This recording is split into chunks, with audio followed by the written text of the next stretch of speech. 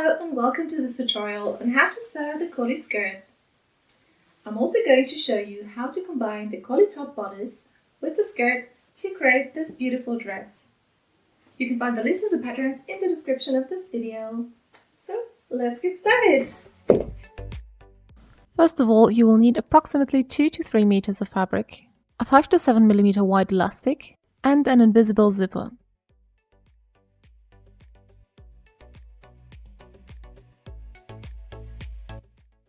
And of course, the pattern pieces. First of all, I cut my pattern pieces from my fabric. There's a long and a short skirt version. And then I mark the notches and the position of the slit. I do so by marking both ends and by drawing a line between them with a ruler.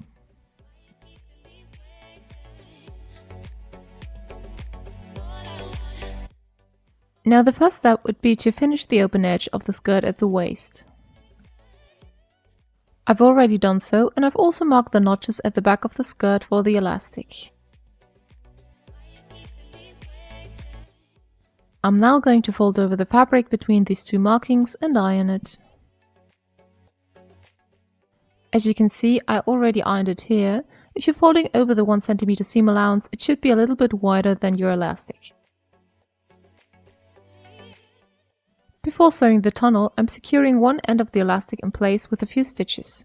I can then sew the tunnel by top stitching the edge we just folded over. It's important not to sew the elastic that is encased within the tunnel, but only to sew the fabric.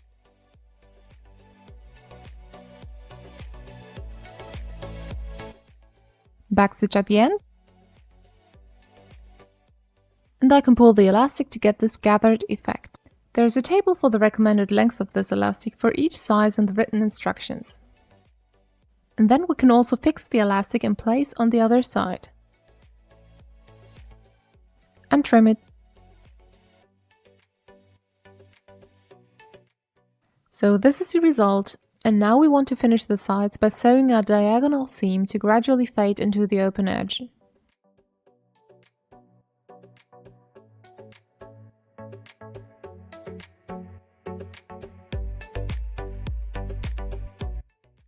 Like this. For the skirt version, I just folded over the rest of the waist seam allowance and then top stitched it with 1 cm seam allowance.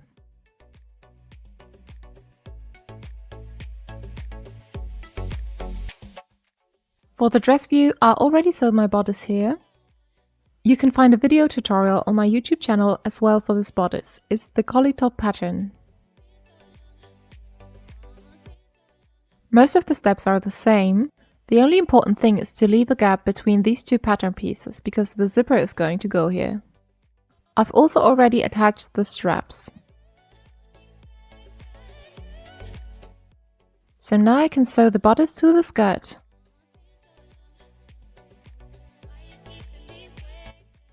For sewing the bodice to the skirt, I first put together the right side of the main fabric.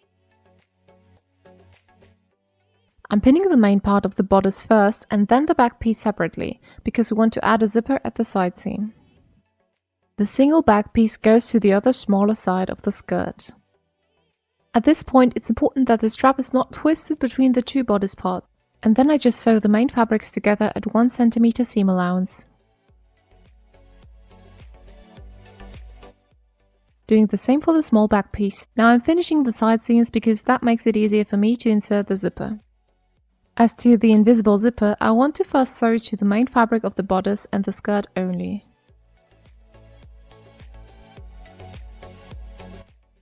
For sewing the skirt view, I would pin the zipper to the skirt only. For the dress view, it's important to make sure to align the waist seams on both sides so it doesn't look uneven.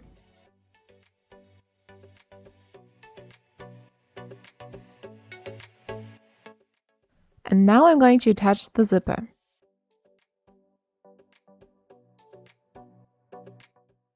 I'm using an invisible zipper foot, which is quite useful, but you can also just use your regular sewing foot or a regular zipper depending on what you have at home.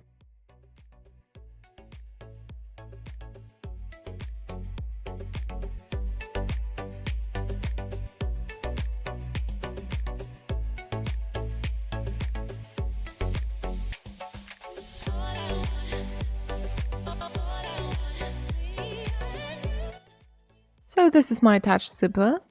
It doesn't matter if there's some left over at the end, because now I'm going to sew the side seam closed a little bit above the zipper to conceal the end. And then I will close the rest of the side seam. So I'm starting about 2 cm above the zipper end. Don't worry if it's more than 1 cm seam allowance at the start, just make it fade into the original seam allowance. Then I'm sewing the rest of the side seam closed. Since I have to line my sheer fabric, I'm sewing them separately. But if you just have one fabric, you can just sew that in one go. And then I'm finishing the seams with my overlock. But you can also use your zigzag stitch on your regular sewing machine. This is what it looks like now.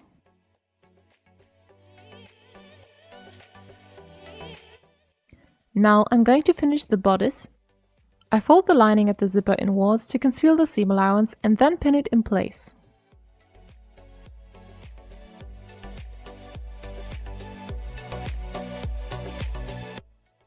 I do the same for the other side.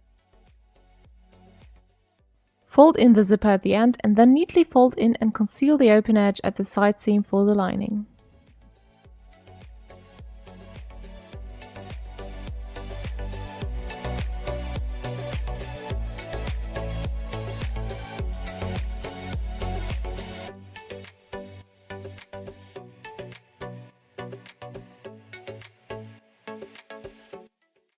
I like to sew this by hand with a slip stitch, but you could also technically sew this with your machine if you don't mind the seam being visible from the right side.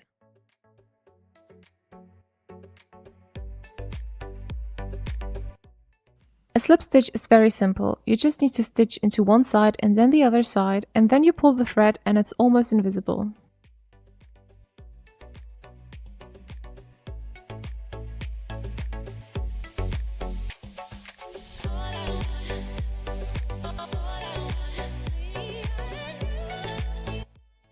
I've done the same thing for the other side, and now I'm just pinning the bottom of the bodice to conceal the seam allowance of the skirt.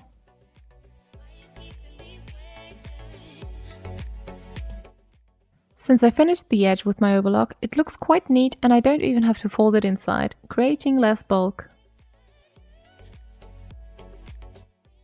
And it's important to pin it from the right side, since I'm going to sew from the right side directly underneath the waist seam. This will make it look very neat, and it will barely be visible that there is another seam here that attaches the lining to the bodice.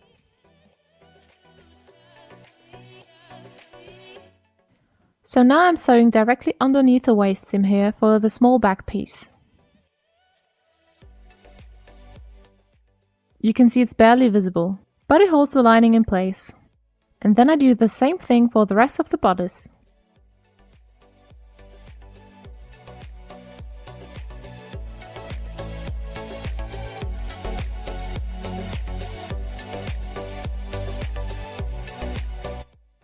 Now I can continue with the ruffles for the skirt slit.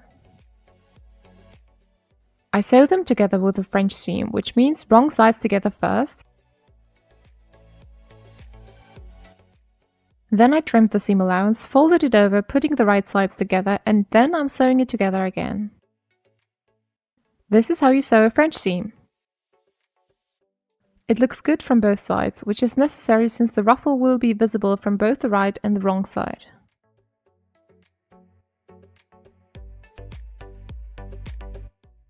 Next, I'm cutting the slit I marked earlier into the skirt.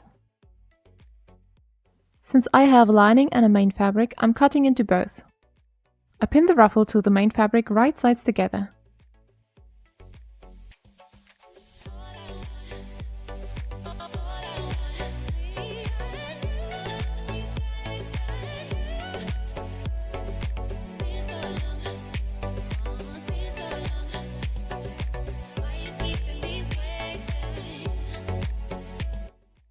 I'm directly using my overlock because then I don't have to finish the seam afterwards. But if you're using your regular sewing machine, just use a straight stitch and then finish it with a zigzag or another fitting stitch you have in your sewing machine.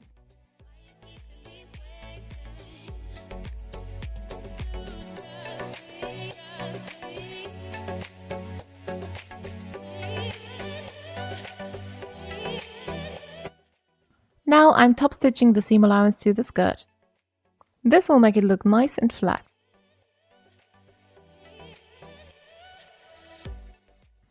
can be a bit tricky at the very top of the slit, but don't worry if it's a bit wonky. It's not really visible since the ruffles are wavy anyways. And this is what it should look like. The wrong side and the right side where I top stitched the ruffle seam allowance. I'm now finishing the hem of the skirt, and I also include the ruffles, since we can do this in one go.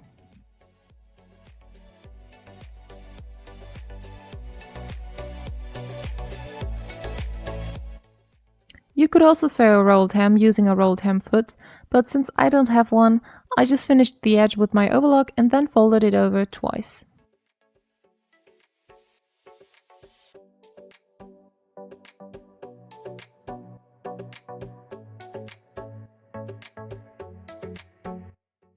As an optional step, you can also add a polyamide fishing line to your hem. I really recommend doing this because it makes the hem look wavy and more pronounced.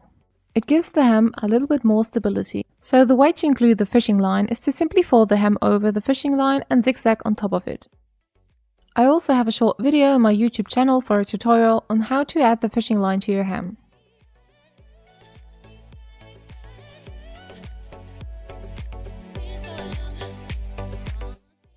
And this is the finished Koli skirt as a dress with a Koli top. For more sewing tutorials and sewing patterns, follow me on Instagram at Telabeja or subscribe to my YouTube channel. Thank you for watching, see you in the next video.